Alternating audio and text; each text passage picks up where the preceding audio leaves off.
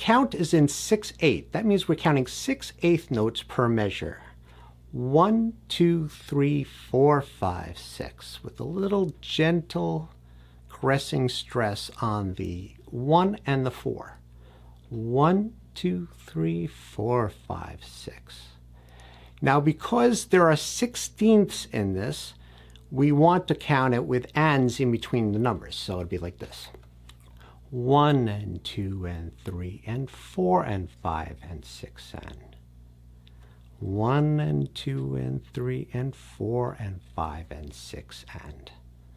So that'd be in the song, it'll be like 1 and 2. And then when you're playing, you get comfortable with that, you could leave out the ands that are not with actual chord. If you're not playing on it, you can leave it out. So I might do it like this. 1, 2 and 3, 4, 5 and 6. 1, 2 and 3, 4, 5, 6. So that last part is just 4, 5, 6. So once you get the rhythm, I would do it on the open strings. So now let's set up our hand on the strings. This is all going to be done free stroke, this whole song. So the A finger's on the first string, the M finger's on the second string, and the I finger is on the third string, and the thumb is going to play the sixth string.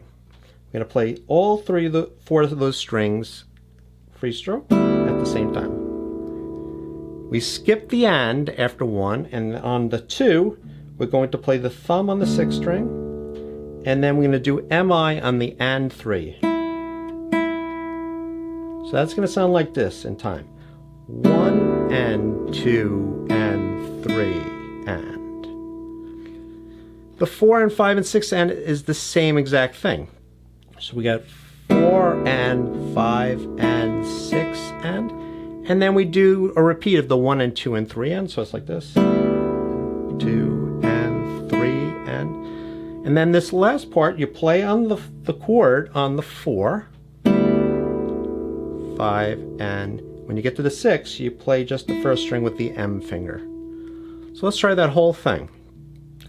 1 and 2 and 3 and 4 and 5 and 6 and 1 and 2 and 3 and 4 and 5 and 6 and. Now we're going to add the rolled chords. Now a rolled chord is just an arpeggio played quickly. So instead of playing the notes together like that, I'm going to play them in succession, like I'm doing an ascending arpeggio.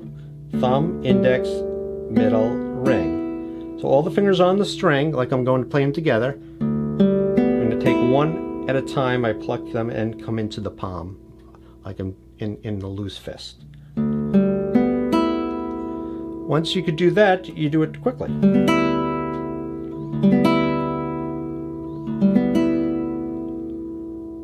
Now one trick Segovia used that I learned from parkening is to use a slicing technique. So instead of playing the notes like this, I'm going to rotate my arm towards my face. You see, and I get a much softer sound, a velvety kind of sound. So as I do the roll, I'm going to gently roll up, just a little. So instead of this, I'm going to go like this. Kind of gives it a soft, velvety sound.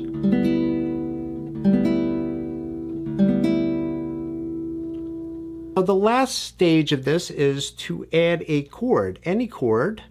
I'm going to pick the B minor chord that we have in the second measure.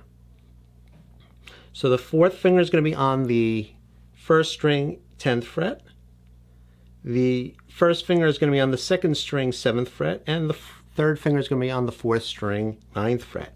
I'm going to play the first, second, fourth, and sixth strings together. So I'm going to do that roll chord with the slicing. Now what Segovia would like to often do is after he did the roll chord, he'd do a little vibrato. So vibrato is basically stretching the strings this way.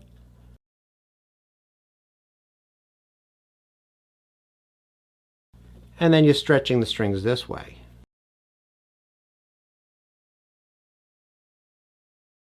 So that, and then you just go fast. And when you do it, your thumb can be very light. It doesn't even really need to be touching the back of the guitar. I do have it touching very lightly in the back of the guitar.